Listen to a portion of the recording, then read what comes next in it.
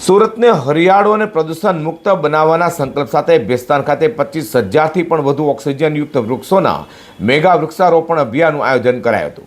આ કાર્યક્રમમાં કેન્દ્રીય જળશક્તિ મંત્રી અને નવસારીના સાંસદ સી.આર. પાટીલ સહિત જનપ્રતિનિધિઓ અને મોટી સંખ્યામાં નાગરિકો ઉપસ્થિત રહેવા પામ્યા હતા। સુરતના બેસ્તાન ખાતે આવેલા doctor Shyama Prasad Mukherjee oxygen park ખાતે 25,000થી વધુ ઓક્સિજનયુક્ત વૃક્ષોના મેગા વૃક્ષારોપણ અભિયાનનું આયોજન કરવામાં આવ્યું હતું। આ કાર્યક્રમમાં મુખ્ય અતિથિ તરીકે કેન્દ્રીય જળશક્તિ મંત્રી અને નવસારીના સાંસદ સી.આર. પાટીલ ઉપસ્થિત રહેવા પામ્યા હતા। તેમની સાથે શહેર સંગઠન હોદ્દેદારો, ધારાસભ્યો, કોર્પોરેટરો તેમજ મોટી સંખ્યામાં પ્રજાજનો પણ જોડવા પામ્યા છે। આ અભિયાનનો મુખ્ય હેતુ પર્યાવરણનું સંરક્ષણ, હરિયાળું સુરત અને સ્વચ્છ હવા માટે વધુમાં વધુ ઓક્સિજનયુક્ત વૃક્ષોનું વાવેતર કરવાનો હતો।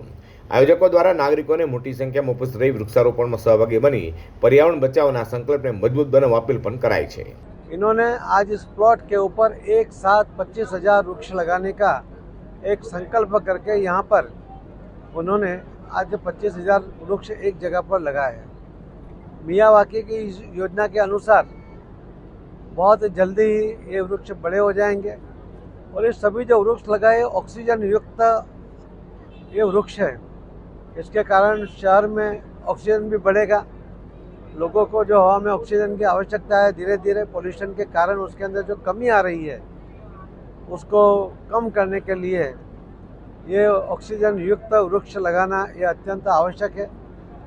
मियावाकी की जो सिस्टम है वो कम जगह में ज़्यादा वृक्ष लगाते हैं और उसका बहुत बड़ा फ़ायदा भी होता है।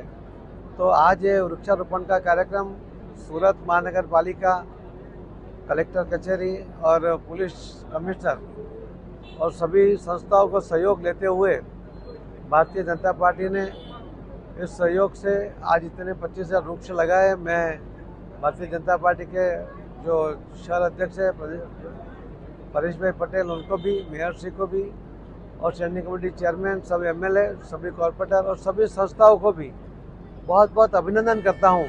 पर्यावरण संरक्षण અને હરિયાળું સુરતના સંકલ્પ સાથે બેસ્તાન ખાતે મેગા વૃક્ષારોપણ અભિયાનનું આયોજન કરાયું હતું।